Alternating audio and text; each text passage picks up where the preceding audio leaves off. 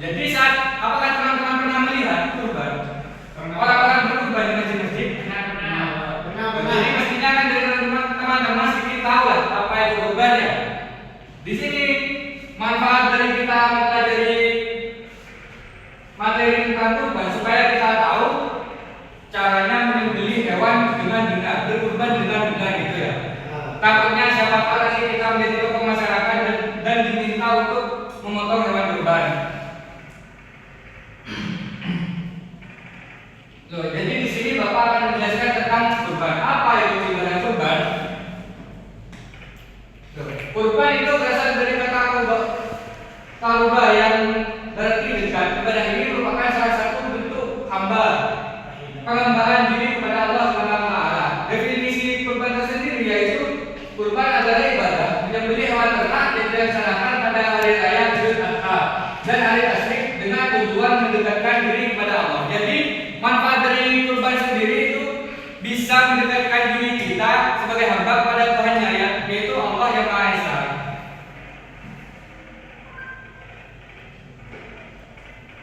Lalu dalil tentang kurban seperti firman Allah dalam Quran surat Al-Kausar ayat 2 yang artinya, maka laksanakanlah sholat karena Tuhanmu dan berkurbanlah. Jadi ayat ini menegaskan bahwa kurban adalah perintah langsung dari Allah sebagai wujud ketaatan dan rasa syukur kepada hambanya. Ibadah kurban tidak sekedar ritual, melainkan ekspresi keimanan yang mendalam. Jadi bukan hanya ritual, melainkan melihat seberapa iman seorang hamba kepada Tuhannya itu. Lalu hukum kurban. Di sini hukum kurban yaitu sunnah muakkadah. Hukum kurban hukumnya sangat dianjurkan bagi umat Islam yang mampu melaksanakannya. Jadi bagi siapapun yang mungkin nanti jadi orang kaya, maka berkurbanlah untuk bersedekah kita. Lalu bagi yang mampu dilaksanakan oleh muslim yang memiliki kemampuan finansial tanpa mengorbankan kebutuhan pokok keluarga. Jadi kalau misalnya memang udah nggak bisa berkurban, jangan paksakan. Kalau yang nggak mampu tanpa mengorbankan kebutuhan pokok, tanpa menjual barang-barang lainnya, itu nggak apa-apa berkurban. Lalu ketiga, sarana takwa itu menjadi media untuk meningkatkan ketakwaan dan mendekatkan diri kepada Allah seperti yang sudah Bapak jelaskan pada slide di atas tadi. Lalu syarat dalam kurban. Loh, Pak, mengapa masih ada syaratnya? Mengapa kita tidak bebas dalam berkurban? Kenapa ayam nggak boleh atau bebek nggak boleh gitu ya? Loh, di sini dijelaskannya boleh itu hanya kambing atau domba, sapi atau kerbau dan juga unta, dan juga kondisi hewannya tidak boleh sembarangan, yaitu sehat dan tidak cacat secara fisik, telah mencapai umur minimum yang ditentukan syariat. Di syariat yaitu 1 tahun. Lalu bebas dari penyakit yang membahayakan. Intinya hewannya harus benar-benar sehat. Dan juga waktu pelaksanaan kurban, yaitu fase pertama setelah sholat Idul Adha. Pasti teman-teman sering lihat setelah sholat Id pasti banyak berkurban di daerah kalian gitu ya. Lalu yang kedua hari tasyrik, yaitu 11 sampai 12 Dzulhijjah, dan juga ketiga batas akhir pelaksanaan yaitu tanggal 13 Dzulhijjah gitu ya. Kurban dilaksanakan mulai tanggal 10 Dzulhijjah setelah sholat Idul Adha hingga 13 Dzulhijjah. Di luar rentang waktu ini penyembelihan tidak dianggap sebagai ibadah kurban. Kalau di luar waktu itu penyembelihan itu berdianggap kurban. Kurban itu hanya berlaku dalam 3 hari, yaitu tanggal 10 Dzulhijjah sampai tanggal 13 Dzulhijjah. Dan juga di sini hikmah kurban. Hikmah kurban yaitu yang pertama meningkatkan takwa, seperti sudah Bapak jelaskan. Lalu yang kedua meneladani Nabi, mengikuti jejak ketaatan Nabi Ibrahim dan Nabi Ismail. Lalu ikhlas dan rela berkorban, menunjukkan sikap tulus dalam memberi tanpa mengharap imbalan. Lalu kepedulian sosial, daging kurban dibagikan kepada fakir miskin untuk memperkuat solidaritas dan juga memperkuat persaudaraan sesama muslim melalui berbagi kebahagiaan gitu.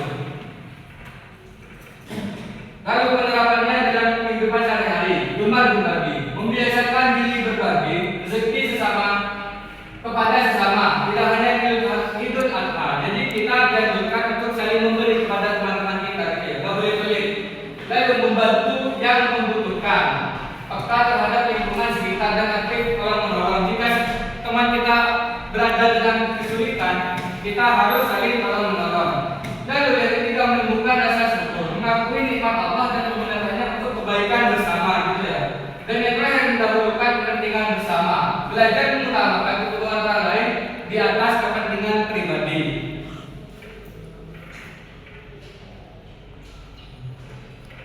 juga nilai-nilai utama kurban, yaitu ketaatan, keikhlasan, kepedulian sosial, dan ukhuwah Islamnya.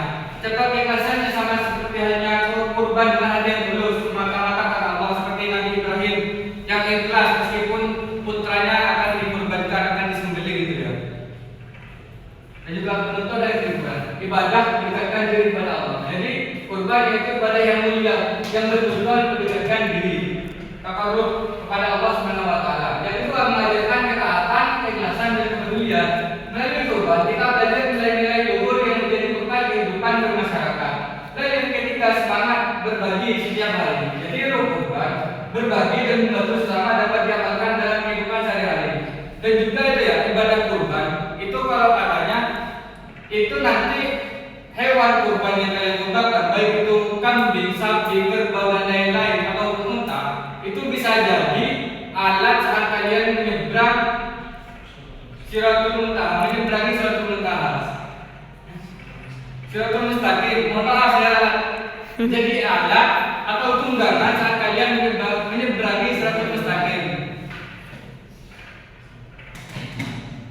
Dari penjelasan Bapak barusan, apakah ada yang ingin ditanyakan?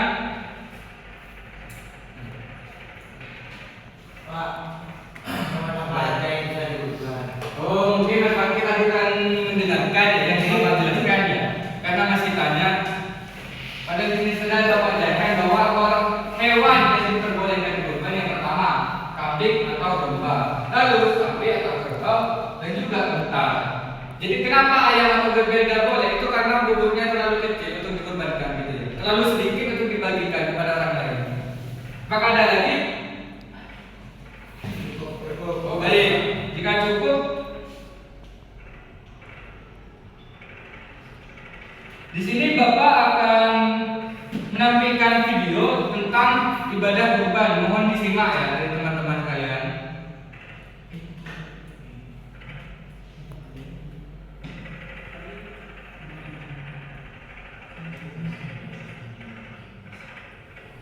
Suaranya Bapak.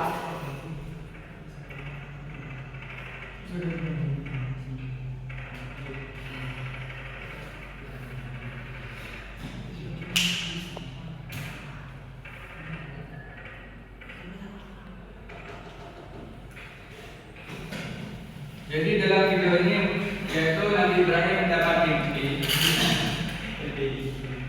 mimpi bahwa beliau mendapat perintah dari temannya untuk menyembelih putranya dalam ibadah kurban. Tetapi saat Nabi Ibrahim sudah ikhlas dan akan menyembelih putranya, tiba-tiba putranya itu berubah menjadi domba. Pada saat itulah awal bermulanya kurban dilangsungkan. Mati lampu malah ini. Ya, Baik, kita lanjutkan ya.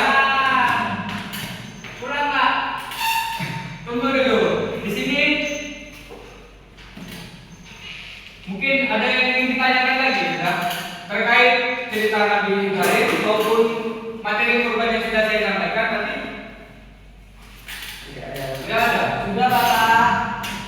Baik, jika tidak ada, di sini Bapak akan membagi kalian menjadi 3 kelompok. Dari masing-masing kelompok, kalian presentasikan tentang hikmah kurban dalam kehidupan sehari-hari.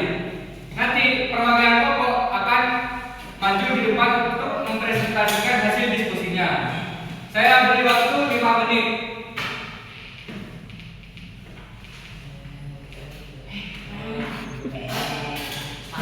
Baik.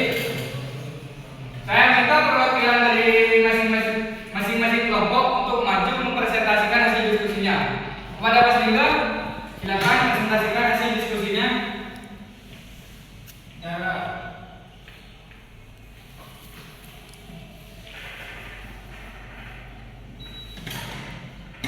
Baik, saya akan mempresentasikan hasil diskusi dari kelompok 3 mengenai hikmah berkurban yang sudah dijelaskan oleh Pak Guru. Hikmah yang pertama yang kami dapat dari kelompok kami ialah meningkatkan ketakwaan kepada Allah. Berkurban adalah bentuk ketaatan, adalah bentuk kita taat kepada perintah Allah. Sebagaimana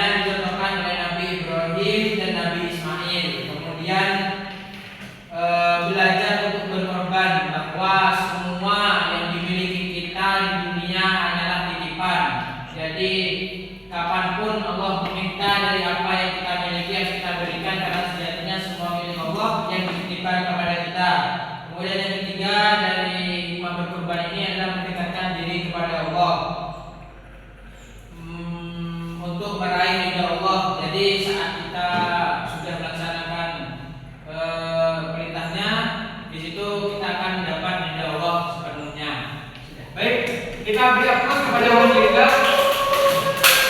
Jadi hikmah dari berkurban ini banyak. Makanya jika semisal kita menjadi orang kaya ataupun orang yang memiliki harta yang lumayan banyak, janganlah takut untuk berkurban karena kurban ini memiliki banyak manfaat. Apakah ada yang bisa menyimpulkan materi pada hari ini? Jadi ya, materi hari ini yaitu hikmah berkurban. Jadi kesimpulannya kita sebagai manusia dianjurkan sunnah muakkad untuk berkurban karena berkurban adalah salah satu ibadah mendekatkan diri kita kepada Sang Maha Kuasa dan juga untuk membersihkan diri kita gitu ya.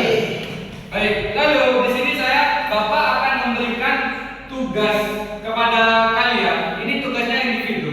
Kalian di rumah, Bapak minta membuat sketsa tentang cara memotong hewan kurban dengan benar. Gitu ya, apakah dapat dipahami? Atau ada kebingungan terkait tugasnya? Berarti digambar, Pak? Ya, gambarnya itu digambar gitu. Dan juga kalian beri jeda seperti daging ini kaki dikasih ke siapa gitu ya. Dibukukan kapan, Pak? Kita lakukan minggu depan, pertemuan selanjutnya. Apakah ada yang ditanyakan lagi?